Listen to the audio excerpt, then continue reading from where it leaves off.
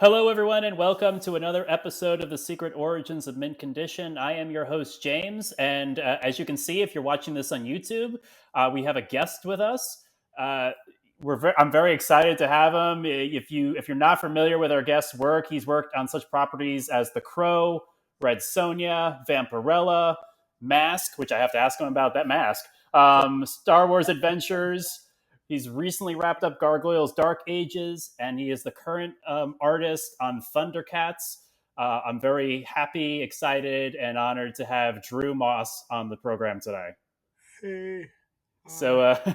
so audience, if you're listening to this, I would highly recommend checking out the YouTube at least at some point because through I think an act of fate, like Drew's regular camera is not working, but he does have his camera on, and he's doing a Thundercats variant drawing for us as we're talking.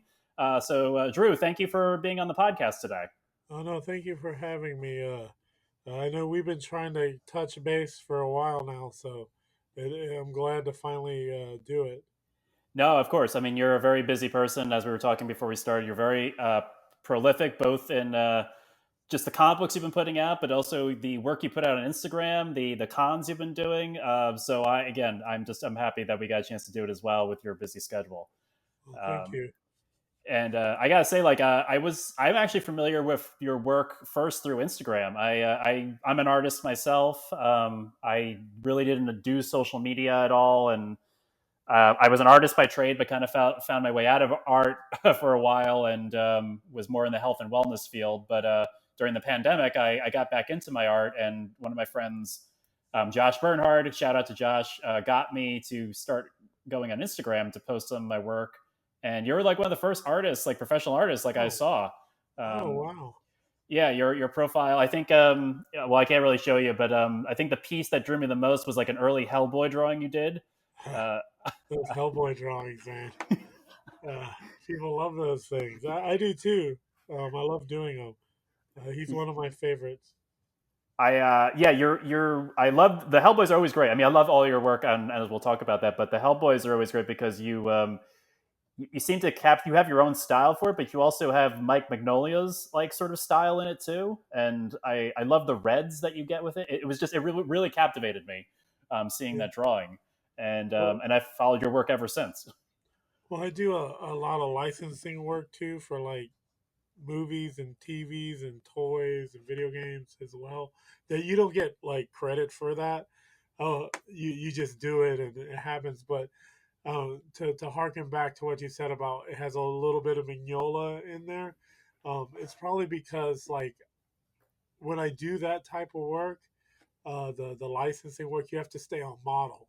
Oh, okay. It's really important, but it's kind of ingrained in me a little bit. So, also, it's his property. I used to talk to him online through Facebook for a little bit, uh, and like I'm very aware that it's his, and that it has to. To me, you can put your own style in it, but it has to like reflect what he does because that's the root of all the Hellboys is his. They all kind of branch off of that. Duncan Fegredo's, everybody.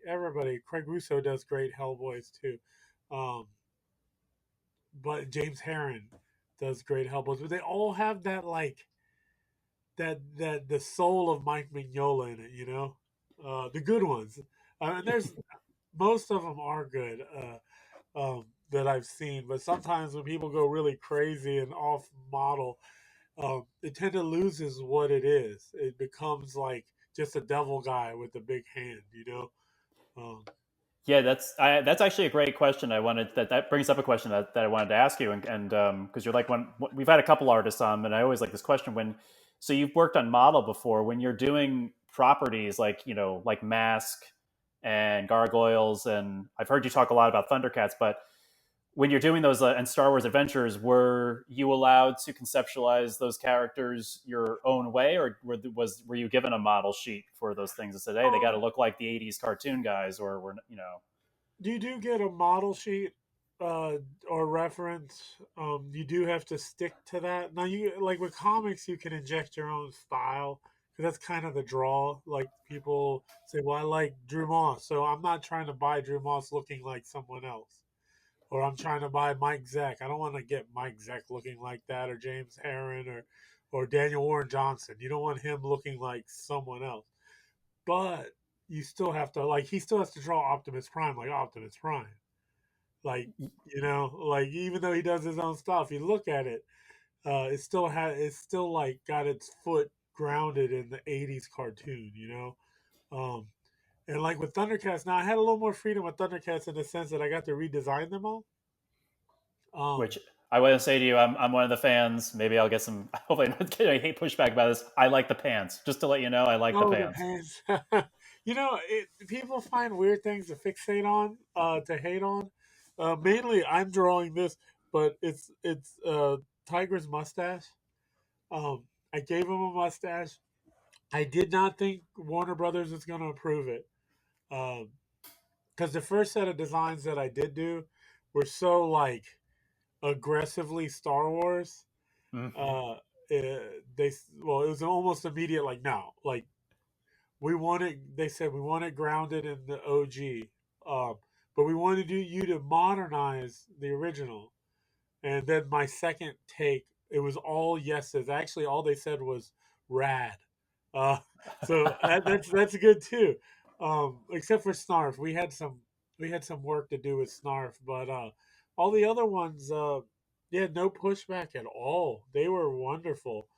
Um, but the first set of designs was really Declan and I talking, and Declan, he wanted it kind of Star Warsy in the sense that, like that was kind of where he's pushing the direction of the story. But um, I took our conversations and went kind of insane with it. Um, but the original Chitara design I used for the new Thundercat Calico. I like And that design. I like that design, and I know yeah, like I heard. I've been listening to some interviews in preparation for this that you've done, and I know there was you designed Chishara to be more of like a runner's body or a sprinter's body, right? yeah, Instead of like sprinter's body exactly. yeah, Not endurance runner. They tend to be slender and uh, light, while the sprinters have like very thick thighs, and their lower bodies are like insane. While they have the slim upper body, it's for that burst of speed. Um, so I felt like it was practical. I even gave her running shoes. Uh, so yeah, no, and I was surprised they let that happen. To be honest, uh, they've been great. I can't really say anything bad about them. Not that I'd want to, but Warner Brothers has been really good. I mean, every issue it's either no changes or it's like little changes. Like, can you make this guy's face not look so surprised? And then, that's 2 seconds. Uh, so yes, it's not that big a deal. While like things like Gargoyles, it can be a little more demanding with the fan base tends to be like well, not the fan base. It's not the fan base. Greg would put these little nods to the show everywhere, but they'd be like small things in the background, and it was my fault. I'd forget some of them just because they were so nuanced. They weren't part of the story, but it'd be like a cup in the background. And I just forget to put the cup in there. Uh, but it's a specific cup. It had these jewels on it, and so that was more my fault. Maybe it was I was rushed to get it done. But Greg would catch it immediately, like, "Oh, you forgot this symbol or this thing," and I just go back and fix it. But with Thundercats, since we're kind of doing it our own way, like we're rebooting it, but we're trying to keep it, we're giving nods to the original, but we're not beholden to it, which I've had to explain to people because they're like, well, if this is like this, then he shouldn't be able to do this. And I'm like, well, this isn't the original. This is our take on it. And we can kind of do what we want. Not to be like aggressive towards people, but it's just like just give us a chance, uh, yeah, to tell our story. Absolutely, yeah. I mean, the story is I'm a child of the '80s. I mean, I grew up with like probably Thundercats, He-Man, and Real Ghostbusters were my three big toys that I collected. Yes, I So remember all those. so they would all have adventures together, and but I think all your designs harken back in some way to the original by being new. No disrespect to the 2011 cartoon, which I didn't mind, but that was like a real departure in some regards. I Uh, really like that cartoon. They just shouldn't have called it Thundercats. I think yeah, the fans killed that show, not its content. The stories were, I mean, to be honest, wonderful. Um, it's just, it shouldn't have been Thundercats. It should have been Space Cats with swords, yeah, and it would have been fine. It'd probably still be on TV now. yeah. Um, It was good. I recently watched that show because I missed it in 2011, but luckily Hulu has the whole thing on there. Hulu has like the original Thundercats season 1 and 2 and the reboot, so it was like I got a chance to like dig into my childhood a little bit there. But yeah, I like that series. Obviously Thundercats Roar. We don't really speak about Thundercats Roar. yeah, neither does Warner Brothers. Yeah. but Uh, um, but your take on it, I feel like it's the classic nostalgia, but you're rebooting it, and I got the reboot take right away. I enjoy the new stuff. I don't know if you want to be spoilery. I know your first story arc just wrapped up, so I don't know if you feel like I don't want to like well, ruin anything we for. can't. I can't spoil anything. All I can say is issue 6 is all Panthro and Thunder Tank issue, and issue 7 is all Wily Kit and Wily Cat. And issue 8 is all Tigra. It's like we're trying to, like, unlike the show, which was great, it didn't delve much into the other characters as much as they focused on Lion-O and occasionally Mum Ra because he's the nemesis. While we're trying to get into character, like we're telling you things about each individual character you might not have known, and just kind of fleshing them out a little. And then we're gonna bring them back together and back to Thundercats, just doing their thing. Um, Well, I like that even in the first story arc, you gave Sly the moment where he's fighting that octopus monster. Which is that an octopus monster from the original series? Like, it yes, might. Yes. Okay. yes. Declan asked me what I wanted. He said, "Name what creature do you want to draw?" And I was like, "There's this octopus monster in a castle in the first season. I would like to draw that." And he's like, "Done." And he wrote it into issue 2. I think it's issue 2, maybe issue 3. I want either one. They kind of bleed together. Because like I'm working on issue 7 now.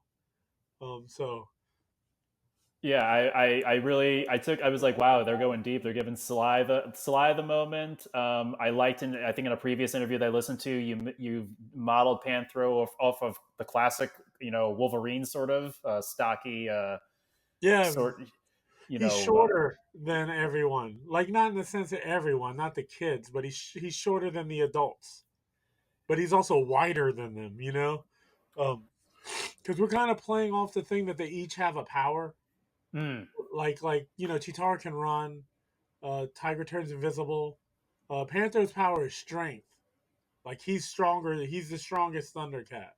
Not to mention he probably fights the best, and he's the general in the sense like but each one has something. Of course, Lionel is Lionel. He's strong, fast. He's got the sight beyond sight. He's got all that stuff. The Wily, I can't say anything. But Wily Kit and Wily Cat, you'll see. Um, uh, yeah. So like we've talked about it a little bit. I think in issue 2 or 3 they had the Thunder Duel, um, yes, yes, yeah. where Chitara and Panthro fought. Uh, and I think she brings it up that he's like his strength, like he has, like he's stronger, but what she really means is like that's his thing. He's strong, like he could throw boulders if he wanted, and he could do that. But um, yeah, that was really cool too that Declan came up with that, the Thunder Duel. When he told me about that, because he one of the things he asked me was like, "What do you want to draw?" And I was like, "Man, we have to have sword play in there. I feel like it's required." And he's like, "Yep, I agree. Let's make it happen." Uh, I love working with him. I can't say I can't give him any more praise than I already have. He's a joy and a pleasure to work with.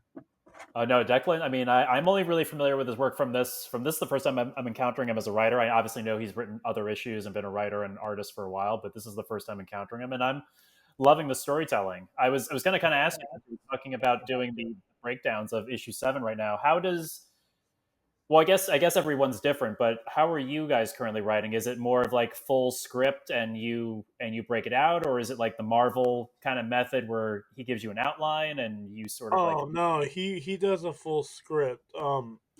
Like the only time I've ever worked in the Marvel method was with Jay Faber when I did Copperhead for Image. He worked in them, which was unbelievably a lot of fun.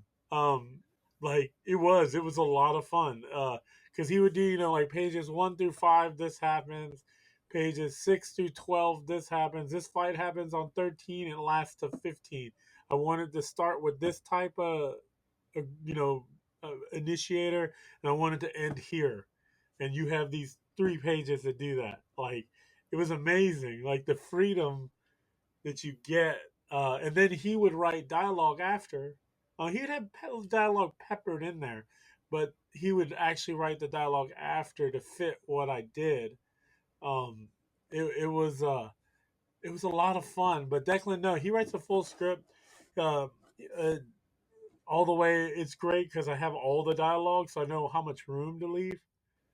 Um, like generally everybody does that. The Marvel method, that old Marvel method, Um, I don't really know many people who work like that unless they're writing and drawing it.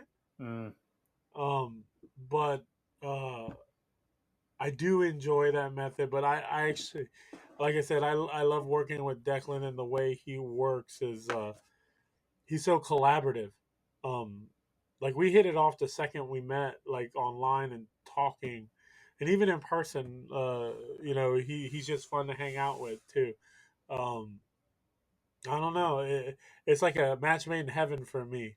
Uh, like there's no like disagreements. We're total mutual respect. It's really refreshing. To be honest, it's not doesn't always work out like that. no, I've heard stories in the business of it sometimes you get an artist and a writer and they don't see eye to eye, but I'm thankful like well for you because it must be a joy to work on the book, but then also I think it shows in the work that when you're reading the book that how much love and collaboration there is for just the property, but also the way you guys work together. Yeah, yeah. I mean, that's the only reason I got the book in the first place is the Warner Brothers said they just love my enthusiasm. Because the process of getting the job, I didn't know there was a job. Um, my editor just came to me one Friday night and just asked me, "Hey, have you drawn Thundercats before?" And I was like, "Oh, of course I have." And I hadn't. I looked everywhere. I couldn't find any Thundercats I had ever drawn. So I told him, I was like, "Look, man, I can't find anything." I was like, "What's this for?" And he said, "Don't worry about it. Don't worry about it. Don't worry. You don't need to draw any Thundercats." And I spent the whole weekend drawing Thundercats and sending it to him. And he never replied to any emails. I just kept sending them all like Friday, Saturday, Sunday. I must have sent him 5 or 6 like individual drawings of the characters, and on Monday they offered me the job, and he said it was your enthusiasm that sold us. So Wow, yeah, it shows like persistence and enthusiasm go a long way. Like don't sort of like don't say you want to do the job, show them that you can do the job, and oh that goes. yeah, and I love Thundercats. Like, I grew up with it too. Like when I was watching Thundercats, I may have been 8 or 9 years old. My parents were separating. Well, my dad was leaving, and my mom and I were going to be alone. Didn't Things just went nuts with my family life, so I went to live with another family um, Hmm. for like a year. But in that year, the only like real constant I had were the shows after school. Like, the people who I live with, their parents weren't home. I just came home. I came to their house, turned on the TV, and usually started with Transformers and Thundercats, then Silverhawks, and then new like back then at 5 everything went to adult stuff. Yes. Uh, 5 o'clock news. yeah, GI Joe, Transformers, and all these like He Man earlier, but um, Thundercats was the one I never missed because no matter what was happening at school, it came on at 4, so I caught it every day. So to get the opportunity to redesign um, and reboot something that I really did enjoy as a child is it. I feel lucky and happy to be here. Um, Well, you sound it's the right person for the job. I mean, it's like I said, I've enjoyed the entire. I just finished. I'm a little behind. I just finished issue 4. I didn't get to issue 5 yet, but yeah, like I said, I've loved, and it goes, like your art and the writing. I'm always like, oh, the issue's over already. I have to wait till the next yeah, one. it's quick, isn't it? Yeah. I feel So like that too. well, I'm curious, like just as someone, I'm trying to get back into my art and everything with the actual process of doing. I know you said like you did Thundercats issue 1. You did that like old school, right, with on paper because I think you work digitally mostly I with did your. all of the Thundercats issues on paper. Oh, all of them. Okay, Yeah, wow. all of them. Declan convinced me to do that. I hadn't done well. I do all my commissions and like covers by hand because there's a market for that. Okay. It's a way to make extra money because the page rates fluctuate up and down, like from company to company. They're not always so great. Most of the time, they aren't. Uh, but the aftermarket of selling a cover really makes up that difference. Okay. Um, but Declan was like, "You should just." I haven't drawn sequentials like a whole issue traditionally, probably in 6, 7, 8 years. Um, maybe longer. And then he was like, I'd only do the splash pages or pages that I knew would sell instantly. Mhm. Other than that, it was digital. Um, and he's like, you should really do the whole issue. Not only does it look better, but he's like, these pages are gonna sell like crazy. You should really do it. So I listened to him, and he was right. I don't have any pages. Wow. They're all gone. I have issue 6, but talking to somebody about that right now. But I don't have any covers. I don't have anything other than I think I have 3 designs. I have Panthro, Tigra, and Chitara, which they also use for covers. But I have the original drawings of the approved designs. Um, Wow. so yeah, man, it was different. It's I'm better now. It's not so slow anymore. The first issue, even though it only took about 18, 19 days. I don't even think that, maybe 16 to 18 days to draw. Because we were under real crunch. Um, I've definitely sped up even more just because I've gotten used to my process again. Um, like the way, like I have a certain way of doing pages, and with the thumbnails, and then to laying it out, and then doing digital pencils, well, digital roughs, and then I print it out, and then I tighten up the pencil some by hand, sometimes changing them, but most of the time just tightening them. Then going to ink, and then I add my wash if I do a wash last. Wow. Um, yeah, and then scanning, and then cropping, and all that stuff. Um, it is a lot faster digitally. I don't care what anybody says. I move 10 times faster digitally. Uh, but the payoff is so good that I have to do it traditionally. No, it's incredible. I guess I have to, just because I'm still like an old school pen and paper guy for the most part. I use Yeah, like Photoshop to like do enhancements or stuff like that. But yeah. but when you're like doing like let's say digital stuff or like which program are you using to like do your digital stuff? Right now, well, actually, forever, I've been using Sketchbook Pro. I mean, it was free. Now it's like $20. Uh, it's very cheap program. It doesn't do a lot. Like it does what it needs to do. It's to me, it's the most natural feeling from traditional to digital.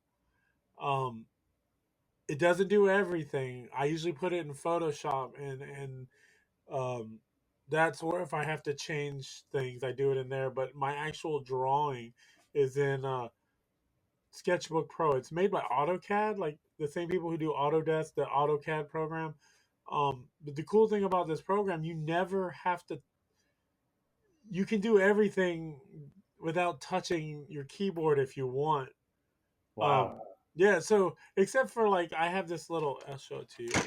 This thing right here, and it has my Okay. shortcuts. This is my um, fill tool, but I make it different so I can feel it. Um, but yeah, this you hit this one and it allows you to turn the screen and zoom in and out, and this one is your Control Z. But other than that, like you can do everything right on screen. So it feels like intuitive in the sense that if you want to change a pencil, you just move, click, go. You want to make it wider, it has a little thing that you can left, right, opacity up and down, and I can just go like um. It's not the best program. Clip Studio is really good too. It has everything Photoshop has, but I've gotten so used to this program. I use that, and since I do everything traditionally now, I'm not going to change anything. No, that's cool. That's great to know. I'll have to take a look at that because like I said, I've done everything by hand, and um, but like you said, digital is faster for doing things, and I've been trying to, I've never been a layout person in terms of doing panels and stuff like that, so it's something I'm starting to work with. So, which reminds me of a question. Since your layouts, I always love the storytelling. How did you get better with like layouts or learning how to tell a visual story like that? Well, you got to do a lot of reading. You got to do a lot of studying. Um, uh, you have to look at a panel, like look at your one of your favorite storytellers and look at a panel, and there's like a panel where let's say an old lady's grabbing a carton of milk out of the fridge, and then pours it into a bowl of cereal while she's having conversation with someone, and you read it and it's interesting. But what I've just described to you is probably one of the most boring things you've ever heard. But like a good storyteller can even make that interesting, because um, well, when you see that, you look at the page and you say, well, why did this person draw this? Why did they do, like, what decisions did they make to set this layout, to make these camera angles, and then you start asking yourself that. You look into books and then you get a little bit of clarity. It says, Right. well, this is how you move the eye from left to right. This is how you use values. This is how you use composition. This is like the three panel grid. This is, um, the Fibonacci, like in design. And as you learn those things and relearn them, because I definitely still go back and refresh myself. It really takes a lot of commitment and time, but when you start to get it down, um, it sort of comes naturally. I feel like some people hate doing thumbnails, like doing the layouts. Um, I I really like I really like that part. Like I like doing things to move people across the screen. I like setting pacing within the pages, and um, I like the aha moments and how you approach those in certain ways. This issue 7, I've really focused on uh, more less linear storytelling to more like, I guess, atmospheric. So there's like, I set up a lot of scenes almost like movies. Like a panel will be like, I'm actually looking at one now where this monkey is walking into the camp, and he's being confronted by two guards. But I wanted to shadow him in mystery, so he's in the foreground, like in shadow as they're yelling at him, and I use the entrance to the camp to kind of frame and push you towards the center of the panel where he is. Um, those type of things is one of the reasons I like storytelling. It's you hope somebody catches it, Oh and yeah. one day someone does. They tell you, "Man, I love the way you did this and how you moved um, everything this way, and how the dialogue flowed, and little things you learn along the way. Like the first person in the script that talks is generally the first person you see in that panel. So if like Panthro talks first, then he's probably going to be on the left side, uh, and so on and so forth. That's stuff you learn over time, but a lot of young artists don't do stuff like that. They just do what's cool. But then you look at the script and you're like, well, now the letterer's got, like, he's like, God, like, what do I do? Uh, because we're a team. Like making comics is a team sport.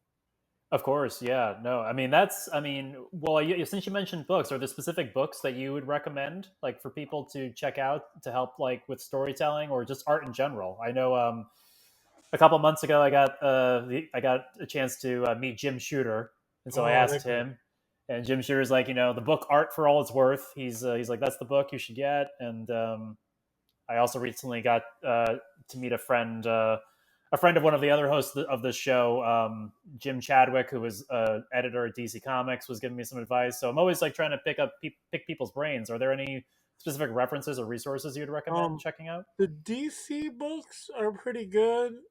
They're very general and they're very good for beginners. Um, because they don't go too in depth into things, but it's a nice starting point. They have the DC's book Guide to Writing and Inking and Drawing. They're nice, but if you want to get more into it, like about drawing, like one of the best ones for storytelling is Framed Ink A by framed, Marcos okay. Mestre. Uh, that book changed everything for me. Um, like it goes in depth into storytelling and why you do things. I love the Andrew Loomis books for drawing, and Brigman's is always good because that's book's good for gesturing and movement. Um, let me think. I'm trying to think. I also look at like artist books like Albert Dorn. He's one of my favorite illustrators. Oh, Uh, if you look at his stuff, there's a certain energy about it. Of course, Wally Wood, Al Williamson, all these books. Jock does some great graphic design oh stuff. yeah, Jock is yeah. Um, but yeah, James Jean for the ethereal, but it's very inspirational. It's not something I do, but um, I learned very at a young age uh, from an artist friend of mine actually that you should do everything. Like you should like and do everything. Like it lends to your art. So photography, sculpture, uh, oils, watercolors, gouache, like pencil, pen, charcoal, all this stuff. Do it all because it'll all lend to your art. It makes you better. It makes you understand um, more. Sculpture is great because you start feeling the forms, and then when you're drawing them, they become 3 dimensional like pretty quickly. Like you start seeing the way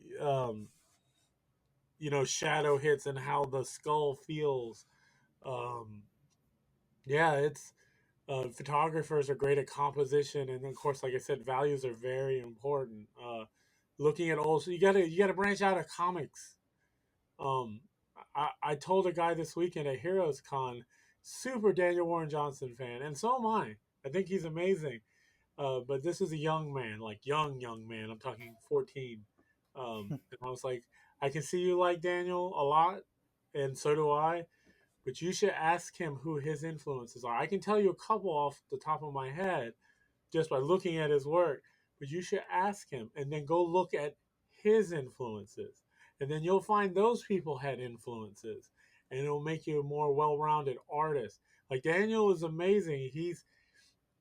If it wasn't for Transformers, I don't think Thundercats would have done as well as it did. Because he opened the eyes of people going, hey, these properties can be for adults.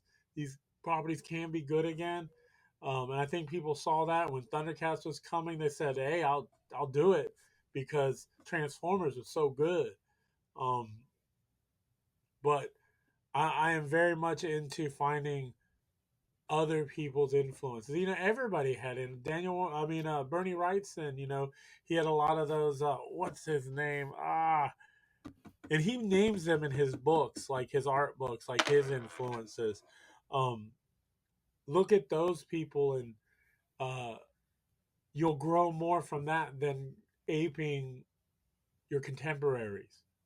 Wow, that's very sage advice, Drew. I Uh, I totally agree with you, though. I mean, I was a fine arts major when I went to school, and getting the opportunity to do abstract art and sculpting, and um, even I went to FIT, so I even did a little fashion for a couple weeks just because they nice. exposed you to that. So yeah, I think all of it informs the Oh artwork. man, fashion would inform character design so much.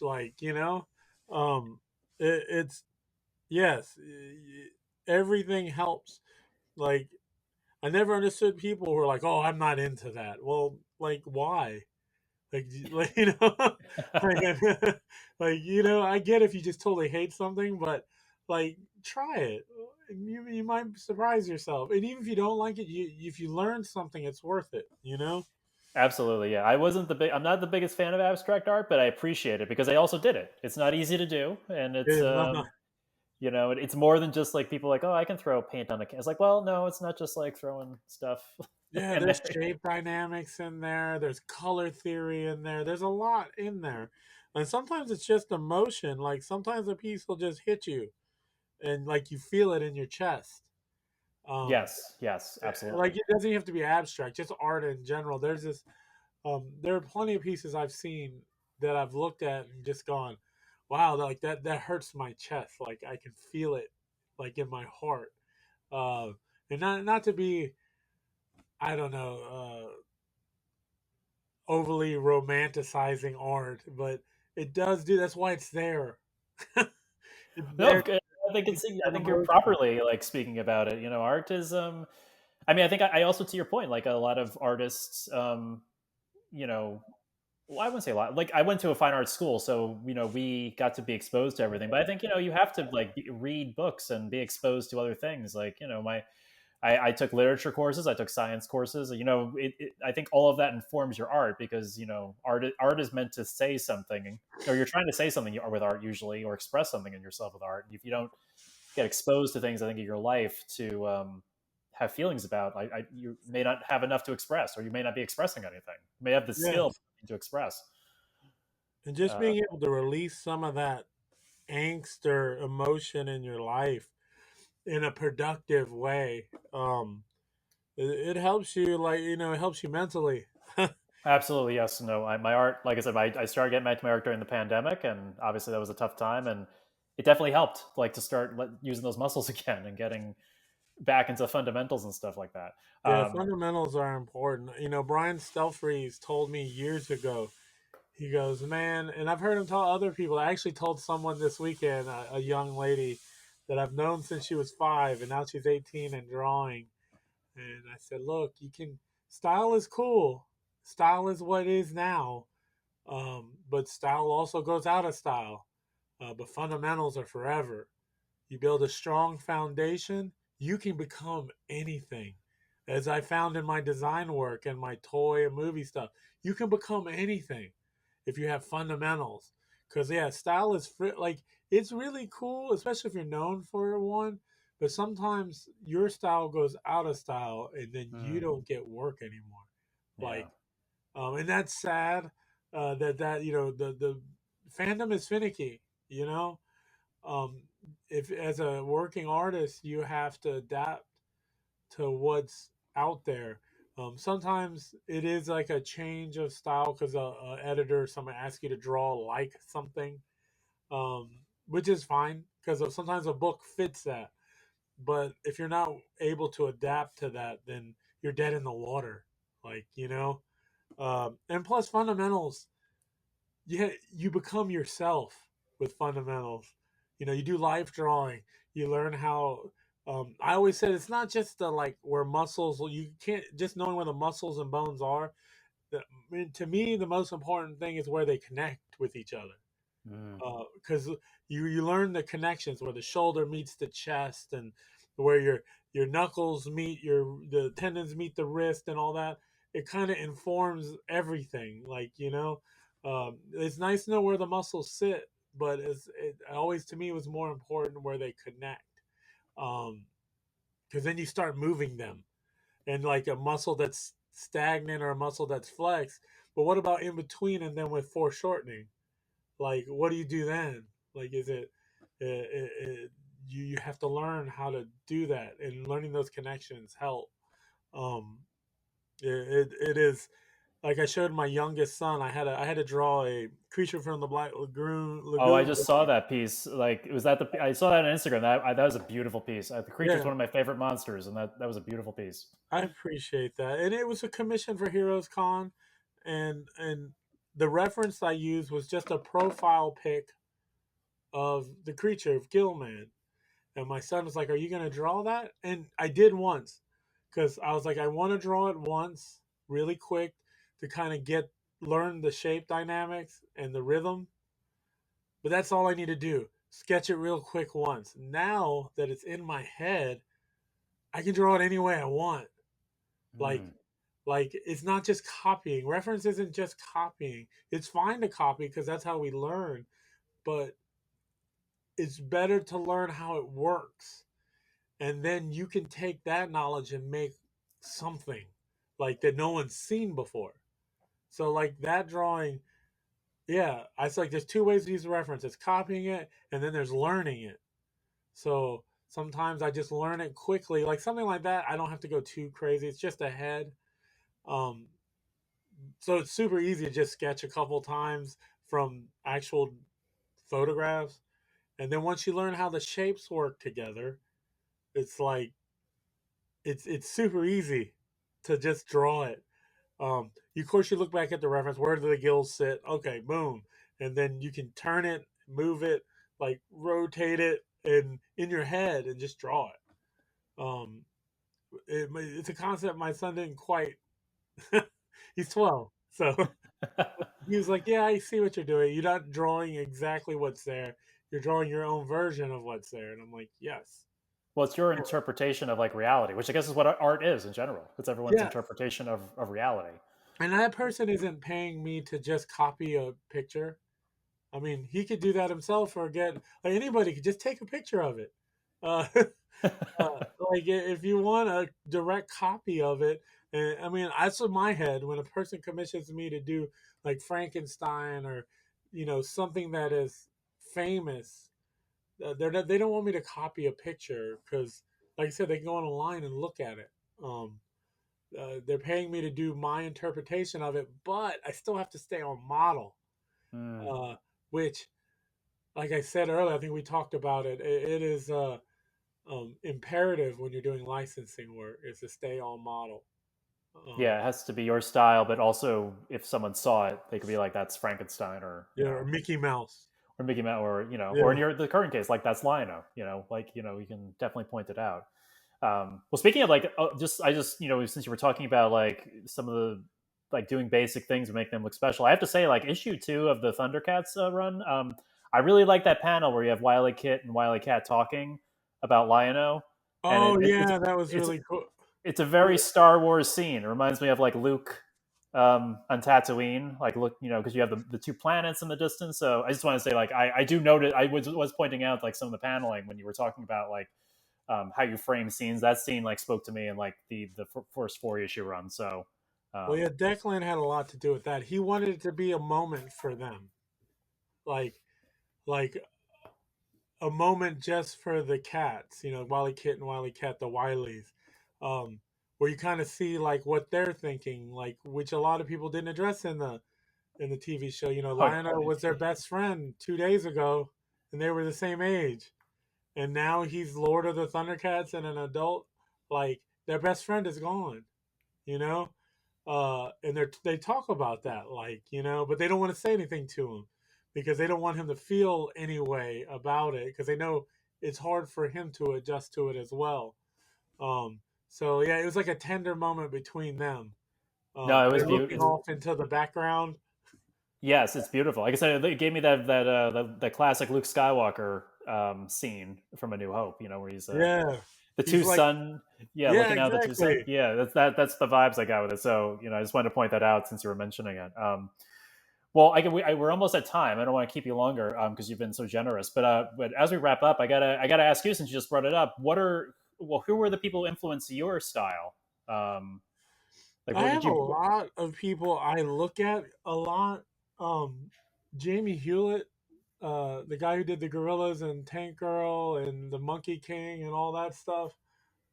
I love his work so much. Alba Dorn is one of my favorites. Bernie Wrightson is a huge Yeah, Bernie. I love Bernie. influence. Yeah.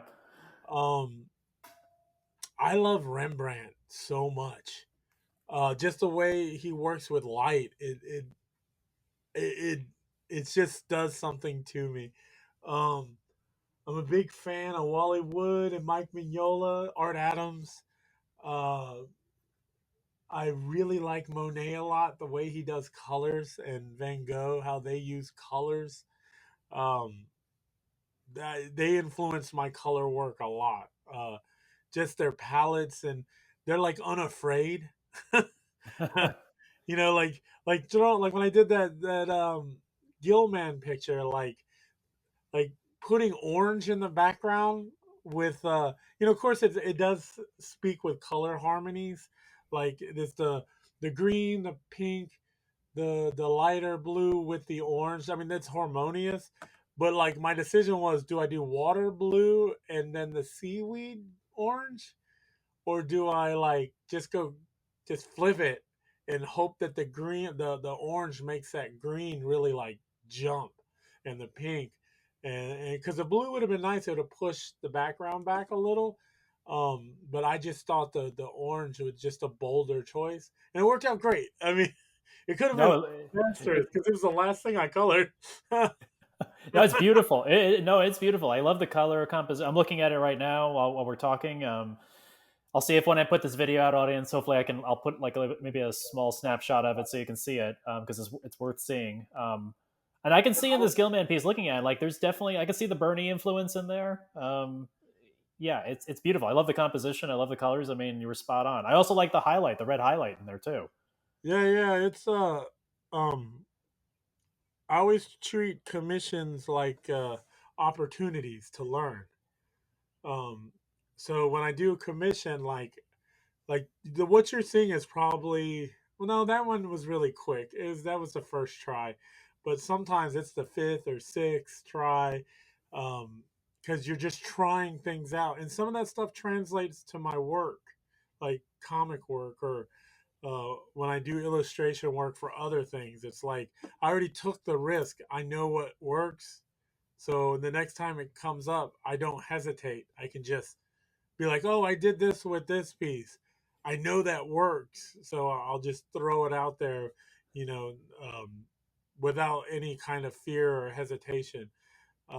But I mean, that's years. I've been doing professional work for 20, almost 20 years, Wow. and then I've been full time freelance for 11. So um, it it it takes. I used to skateboard as a youth.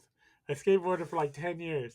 It takes a lot of falling before you land the trick, uh, and I feel like anybody who ever did that as a child or into young adulthood, they always, when I meet them everywhere. Oh, I used to skate. They're always like, falling isn't anything. They'll fall a million times to get that one land. So in life, they tend to do the same thing. Losing isn't anything. It's what that one win that mattered. You're just like, yes, I did it, and then you continue, with all your missteps, and then you get that win again, and you're like, okay, what's next? Fall, fall, fall, win. I kind of do that with art. I fall, fall, fall, and I'm like, oh, that works. I got to remember that. Now I can nail that every time. Um, skateboarders, and they're the most resilient people I've ever met in my life. Um, Yeah, it sounds like I'm a martial artist, so it sounds like the guys I used to do jujitsu with and MMA with. yeah, they're okay with being tapped out or punched because it's a learning experience, and they're not going to let that happen again, and they'll try Yeah, something out. my son was he did kung fu for my eldest longest time, and he learned so much from martial arts. Um, it, the morality alone, um, like all this fighting he learned, but he was always taught not to use it. Only to defend yourself or people who can't defend themselves. Yes, yeah, Those, and other than that, run away. yes, yeah, Just absolutely. let's run away. Like that's what his teacher said. He's like, don't show off because when you show off, somebody's gonna test you. This isn't for showing off. This is for self defense or defending people who can't defend themselves. That's it. Like, and then of course competitions, but that's all sportsmanship, That's right? sportsman's, yeah, yeah. My Yeah, my instructor once was asked, "Is like, what would you do if someone confronted you at bar?" He's like, "I would run out the back door." He's like, "I throw." yeah. Because one, you don't know who they are, what they have, and what they're willing to do. And life is precious, and it's not just you. Like, what if that person hurts someone else? like like you are a part of it all. Like you're the pawn that causes the ripple when you could just not, like, to quote Bruce Lee, with the ripple that goes out. I'm Buddhist, so I've been Buddhist since I was 18.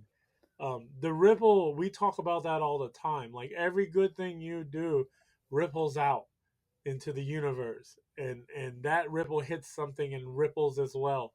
So it's like you want that is what you want to do. You can't solve all the world's problem, but you can solve what's near you, and you with your actions and your decisions. Those things influence. Even the smallest thing can influence someone in a positive way. um, and of course, end suffering is the other Buddhist thing. Like if you see someone suffering, you have to do something. You have to help them. Um, it has guided me through my life, good or bad. Messed up a ton, and there's lots of stuff I regret, and there's lots of stuff I got to make up for. Um, but I take every day as every day. So That's beautiful. That's beautiful, and I'm a Buddhist by philosophy. Also, I don't know if I would. I follow Buddhist philosophy a lot, so I appreciate mhm. you saying that. And well, that seems like I don't want to keep any more of your time, Drew. You graciously gave us an hour, and I'm so appreciative of it. And you give us an amazing drawing. Before we wrap things up, where can I guess anything you want to plug other than like what we've talked about, places where you want people to No, follow you, check out? I mean, I'm on Instagram as Druid Moss, and I think Twitter's Moss_Drew. But really, no. I mean, I'm doing ThunderCats. If you love ThunderCats, check it out. Um, and just, yeah, more or less be good to each other. I'd be happier if you just did that. Well, that's a wonderful message. I can't disagree with that, Drew. I have learned so much from you. You've been a pleasure. I hope if your time allows, we can have you back again in the future because there's so much more art and other things I could talk to you about. But I really appreciate your time taking it to be on this episode. Well, I really appreciate you having me. I mean, um, it is also your time as well, and yeah, I tend to ramble, and I appreciate you letting me ramble. So, uh, No, I'm here. We're here to hear you talk. So, like, and uh, you gave us like lots of wisdom, both artistically and just for life. So, I appreciate oh, that. if one person does the right thing because of me, it'll make my life. So, Well, um, listening audience, you heard the man. Go out and be kind to each other. If you've enjoyed listening to this episode, we'd love to hear about it on our Facebook page, Secret Origins of Mint Condition. Drew just told you where you can find him. At the very least, you can go out and take a look at ThunderCats. It's ongoing.